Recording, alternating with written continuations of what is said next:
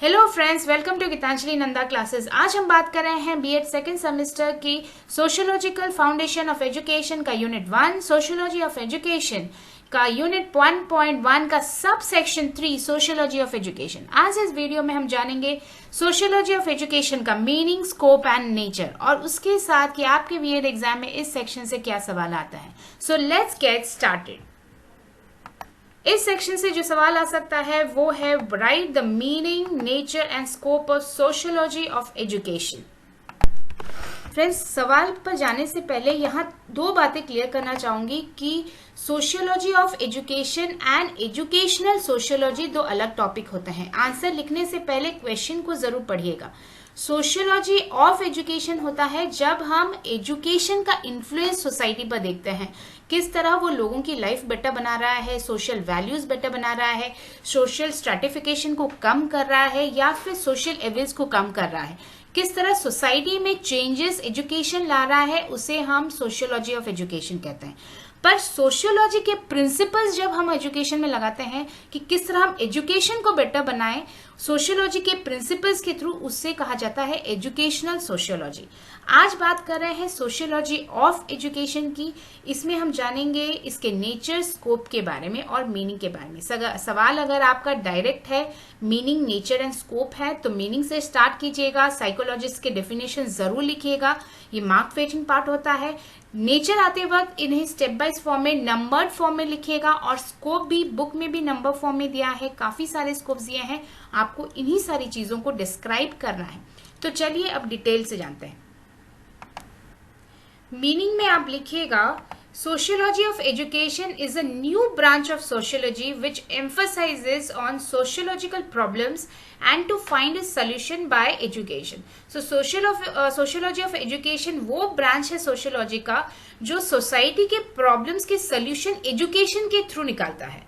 और sociology of education deals with study of effect of education and it's outcome on social institutions and individual experience. और ये deal करता है education के effect को, जो सोशल इंस्टीट्यूशंस है उस पर एजुकेशन का क्या इफेक्ट है, उनके आउटकम्स क्या हैं, उसके साथ इंडिविजुअल एक्सपीरियंस, इंडिविजुअल बच्चों की पर्सनैलिटी, उनके लीडरशिप क्वालिटीज या फर्दर जाके उनकी डिसीजन मेकिंग, इन सब में एजुकेशन का क्या इन्फ्लुएंस है और ये सारी चीजें किस तरह सोसाइटी को इन्फ्लुएंस करती हैं, इसे सोशियोलॉजी ऑफ एजुकेशन कहा जाता है।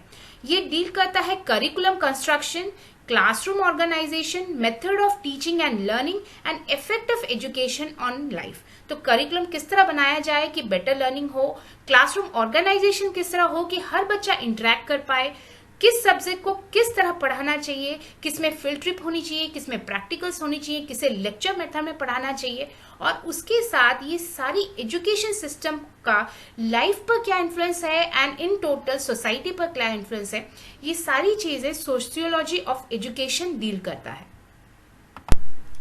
प्रोफेसर जेफ्रे का कहना था कि sociology of education studies the social interaction, relationship and behavioural pattern related to learning process. So learning process का इन्फ्लुएंस सोशल इंटरेक्शन में क्या हो रहा है, रिलेशनशिप में क्या हो रहा है और बिहेवियर में बच्चों का क्या हो रहा है, उसे सोशियोलॉजी ऑफ एजुकेशन कहा जाता है। और डॉक्टर एस राधाकृष्णन का मानना था कि main objective of education is to give training to students to undertake occupations effectively and become popular leaders in various social fields in which they happen to work. तो education का जो main motto है वो है कि training देना बच्चों को ताकि वो एक प्रॉपर ऑक्यूपेशन ले पाएं और उसके साथ वो जिस ऑक्यूपेशन में है, जिस सोसाइटी में है, वहां वो पॉपुलर लीडर्स बन पाएं, उस सोसाइटी के सोशल प्रॉब्लम्स को समझ पाएं। एजुकेशन का ये मोटो है। बात करें nature of sociology of education की, तो एजुकेशन किस तरह सोसाइटी को इन्फ्लुएंस करता है, सोशल लाइफ को इन्फ्लुएंस करता है, स्टूडेंट्स की पर्सनैलिटी को इन्फ्लुएंस करता है। इसमें scientific study of social processes, उसके पैटर्न्स भी जाते हैं और किस तरह क्लासरूम का एनवायरनमेंट इन्फ्लुएंस करता है बच्चों की सोशल लाइफ, और टीचर और स्टूडेंट का जो रिलेशनशिप है वो किस तरह इन्फ्लुएंस करता है सोशल लाइफ, ये सारी चीजें नेचर पे जाएंगी। तो आप लिखिएगा कि it explains the effect of learning on group life and that of group life on learning. So learning का ग्रुप लाइफ, सोशल लाइफ पर क्या इफेक्ट होता है और सोशल लाइफ का एजुकेशन पर क्या इफेक्ट होता है, इसकी वो स्टडी करता है। उसके साथ ही एक्सप्लेन करता है, it explains the importance of education as social process and its positive effect on elimination of social defects. So education किस तरह एक positive effect लाता है सोसाइटी में, social processes में, और social defects को किस तरह वो eliminate करता है, इसकी स्टडी होती है। It deals with the effect of education to achieve desirable social ideas, standards and social strength. Education किस तरह सोसाइटी में प्रॉपर आइडियाज इनकॉलकेट करता है, स्टैंडर्ड्स इनकॉलकेट करता है और सोशल स्ट्रेंथ किस तरह बढ़ाता है, इसकी स्टडीज भी सोशियोलॉजी ऑफ एजुकेशन में जाती है। फोर्थ में लिखिएगा, it and highlights the influence of social life and social relationship on the development of personality. तो ये इन्फ्लुएंस करता है कि इंडिविजुअल की सोशल लाइफ और उसकी सोशल रिलेशनशिप उसकी पर्सनालिटी को किस तरह इन्फ्लुएंस करती है।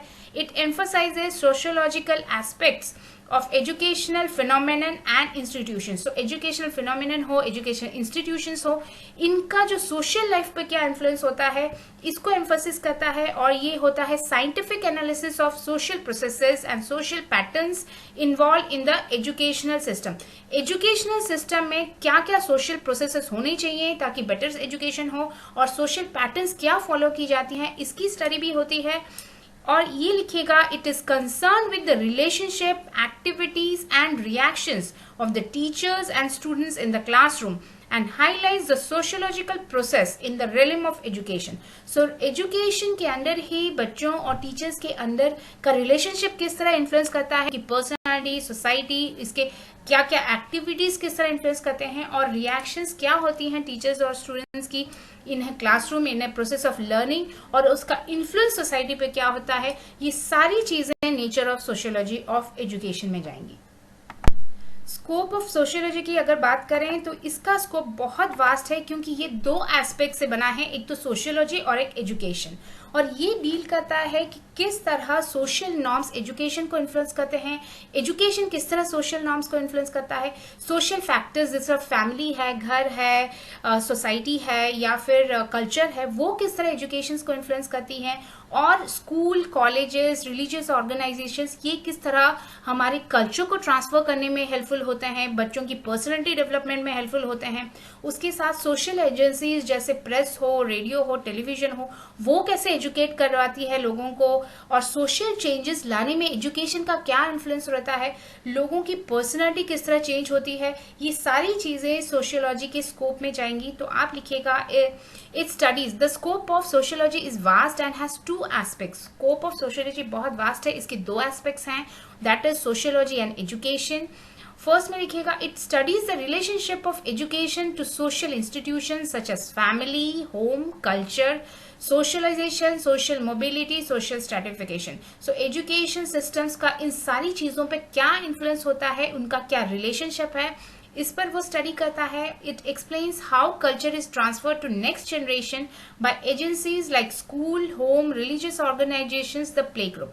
तो ये ऑर्गेनाइजेशंस जैसे कि स्कूल, रिलीजियस ऑर्गेनाइजेशन या प्ले ग्रुप किस तरह कल्चर ट्रांसफर में हेल्पफुल होते हैं। It deals with socialisation of children because of social interaction. Social interaction से बच्चों का किस तरह सोशलाइजेशन बेटर होता है, उससे उनकी पर्सनैलिटी डेवलपमेंट किस तरह होती है, इस पर एम्फेसिस देता है। It involves role of social agencies in education like press, radio, television. So social energies जैसे magazines हो, press हो, videos हो या फिर रेडियो, टेलीविजन, इंटरनेट हो, इन सारी चीजों का ह्यूमन पर, एजुकेशन पर क्या इन्फ्लुएंस होता है, ये भी इसमें जाता है। इसके साथ it involves education as a process of social change and social control. और एजुकेशन किस तरह एक मीडियम हो सकता है सोशल चेंज का, सोशल कंट्रोल का, इस पर भी वो डाला जाता है, इसका इन्फ्लुएंस होता है और इस पर स्टडी की जाती है। ये भी डील करता है कि it deals with social thinking on education, curriculum, methodology and organisation. जिस तरह हमने शुरुआत में ही देखा, सोशियोलॉजी ऑफ एजुकेशन डील करता है करिकुलम बनाने में या फिर किस तरह टीचिंग एंड लर्निंग का मेथड हो या फिर बच्चों का किस तरह पर्सनैलिटी डेवलपमेंट हो रहा है, ये सारी चीज़ों पर ये इन्फ्लुएंस करता है। और ये it deals with scientific analysis of educational system in various geographical and ethnological context. So education different geographical context में, एथनोलॉजिकल कॉन्टेक्स्ट में, कल्चरल कॉन्टेक्स्ट में किस तरह इन्फ्लुएंस होता है। अलग अलग जगहों में अगर कोई हिली स्टेशन है, कोई कोई जगह है जहाँ बहुत हिल जगह है या फिर डेजर्ट जगह है, वहाँ की एजुकेशन सिस्टम किस तरह मेट्रो कल्चर से अलग होती है, विलेज की एजुकेशन किस तरह सिटी एजुकेशन से अलग होती है, इस पर भी एम्फेसिस दिया जाता है. It deals with study of school, peer group, school environment, on personality of students. और पर्सनैलिटी ऑफ स्टूडेंट्स किस तरह इन्फ्लुएंस होती है स्कूल के एनवायरमेंट से और उसके दोस्तों से, उसके घर के एनवायरमेंट से. इसके साथ 9th में लिखिएगा, it studies problems related to racism, gender discrimination and communalism. So किस तरह एजुकेशन इन्फ्लुएंस करता है रेसिज्म को, जेंडर डिस्क्रिमिनेशन को कम करने के लिए, और इन सब चीजों का एजुकेशन पर क्या इफेक्ट होता है, इस पर भी स्टडी सोशियोलॉजी ऑफ एजुकेशन में जाता है. और ये 10th में लिखेगा, it suggest ways of development of national integrity, international understanding, scientific temper and role of school in socialisation. तो ये बताता है कि एजुकेशन सिस्टम किस तरह एक सोशल इंटीग्रिटी क्रिएट कर पाता है इंडिविजुअल में, किस तरह उसमें अंडरस्टैंडिंग, इंटरनेशनल अंडरस्टैंडिंग जनरेट कर पाती है, साइंटिफिक टेम्पर क्रिएट कर पाता है, और किस तरह एक better society as a whole create कर पाता है एजुकेशन. 11th में लिखिएगा, it helps in research on planning, organisation and application of various theories in education.